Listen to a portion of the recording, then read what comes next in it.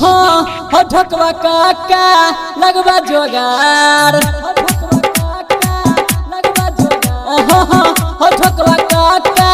लगवा जोगार कतक दिन रहबे अब हम कुमार पेट नहीं भर दाल भात चटनी से पंडा बजाई दा लगन लगाई दा शादी करा दा फल्ला नतनी से पंडा बजाई दा लगन लगाई दा शादी करा दा बिंदे नतनी से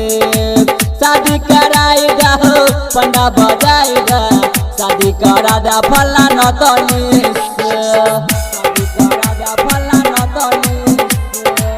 शादी करा दा फल्ला नतनी से डीजे उमेश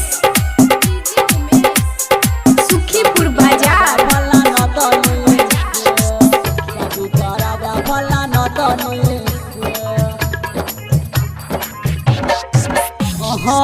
कते कम दुख का सहबा हो तोरा नहीं कहब तो क्या करा हो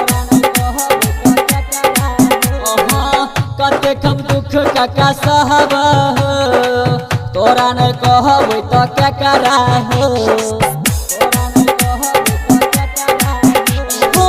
हमारा देरी किया तू देरी हमारा देरी किया तू देरी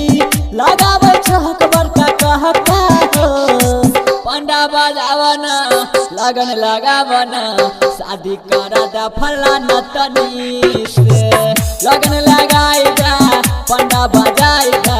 शादी करा दा फल्ला नतनी से लगन लगाई दा शादी कराई दा शादी करा दा फल्ला नतनी से शादी करा दा फल्ला नतनी शादी करा दा फल्ला नतनी डीजे उमेश सुखीपुर बाजार करा दा फल्ला नतनी शादी करा दा फल्ला नतनी गाँव के लोग सब मारै छै ताना कहै छै पागल दीवाना हो कहै छै पागल दीवाना हो गाँव के लोग सब मारै छै ताना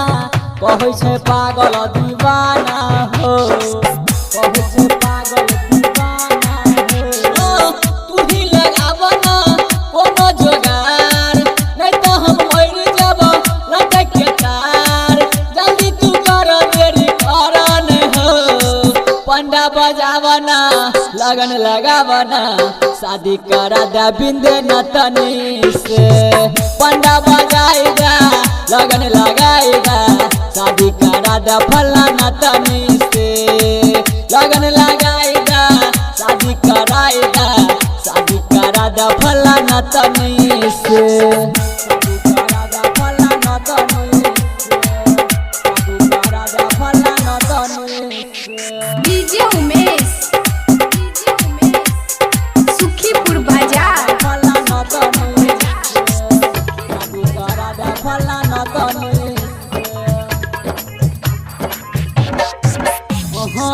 नाम छै सोना कुमारी हो देखै में सबसे छै प्यारी हो देखै में सबसे छै प्यारी हो नाम छै सोना कुमारी हो देखै में सबसे छै प्यारी हो देखै में सबसे छै प्यारी हो नानी गो छही ओकर दादू हो कहका शादी करे बहुत बोलो न पक्का आइकाल करे छठ संदेश हो शादी कराई दा लगन लगाई दा पंडा बजा के बिंदे नतनी से लगन लगाई दा शादी कराई दा पंडा बजा के फल्ला नतनी से पंडा बजाई दा लगन लगाई दा शादी करा दा फल्ला नतनी